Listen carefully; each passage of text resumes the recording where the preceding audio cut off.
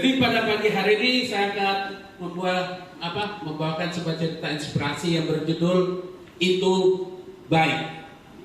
Jadi di satu kerajaan ini sedang sarapan pagi ditemani oleh menteri dan salah satu permaisurinya bernama Ica juga. Mohon maaf kalau ada kesamaan dengan nama pegawai di sini. Tanpa sengaja ketika raja sedang memotong makanannya, tangannya terpotong Bapak Ibu. Nah, langsung para menteri dengan beberapa pengawal mengambil tindakan, memberikan pertolongan sehingga tangan raja bisa diobati walaupun dalam keadaan putus. Nah, kemudian raja ini bertanya kepada menterinya bernama Damai. Mohon maaf kalau ada yang sama namanya. Bagaimana Menteri Damai? Apa pendapat menteri dengan peristiwa ini? Jawaban menteri ini itu biasa saja Baginda. Itu baik bagi Baginda. Baginda merasa tidak berkenan dengan jawaban Menteri Damai ini. Karena tidak berkenan, Baginda juga marah. Akhirnya Menteri Damai ini dimasukkan dalam penjara. Masuk ke dalam penjara. Beberapa hari kemudian, Baginda ini teringat dengan menterinya Damai ini. Kemudian dikunjungi ke dalam penjara. Baginda kemudian bertanya kepada menterinya, bagaimana menurut pendapatmu wahai menteri terkait kamu di dalam penjara ini? Jawaban menteri ini sama juga, itu baik bagiku Baginda.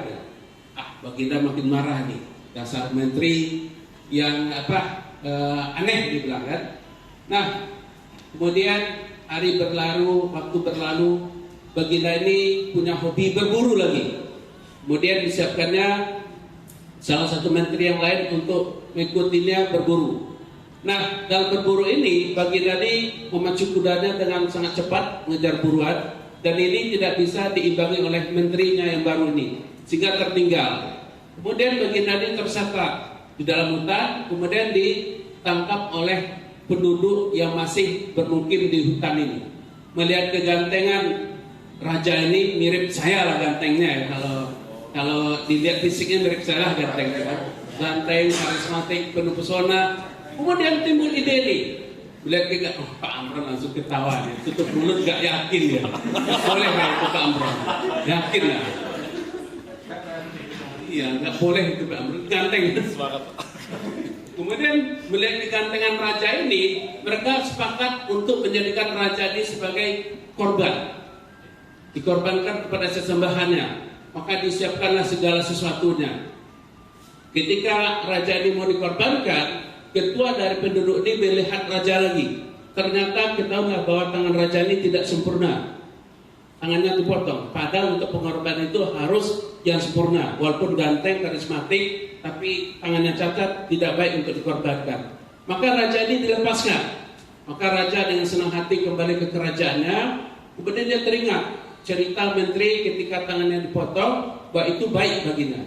Kemudian raja datang kepada menteri, mengunjungi menteri ke penjara. Dia menceritakan kejadian yang baru dialami, bahwa dia memang hikmah dari tangannya dipotong, dia selamat, tidak jadi dijadikan korban. Kemudian raja bertanya kepada menteri, sekarang menteri, apa bagimu kebaikan berada dalam penjara ini?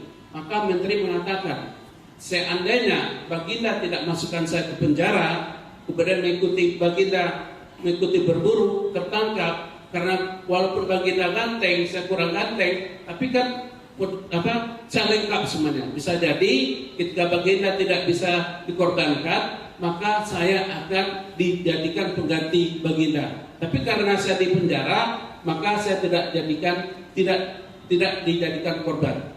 Nah, hikmah dari cerita ini adalah ketika kita dapat musibah, kita jangan berburuk sangka, jangan berkecil hati, kita lewati musibah itu dengan baik. Pasti ada hikmah yang tersembunyi dari musibah tersebut. Itu aja, terima kasih. Sebelum akhirnya, marilah kita berikan aplaus yang luar biasa buat saya. Terima kasih.